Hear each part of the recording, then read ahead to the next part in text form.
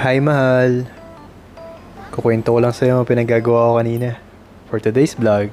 So, malapit ang birthday mo at tapos na, bumili muna tayo ng cake sa Estrels. Yan. So, ito yung nga pala yung itsura ng Estrels, guys, sa Tomas Morato. Caramel cake.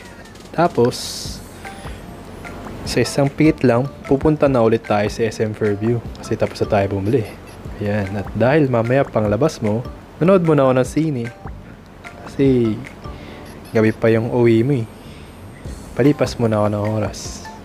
Ayan, syempre pinili ko yung horror para matakot ako kasi natatakot ako mawala ka. At bumili muna tayo ng pangmalakasang kape at popcorn. So yan, panoorin muna natin advertise.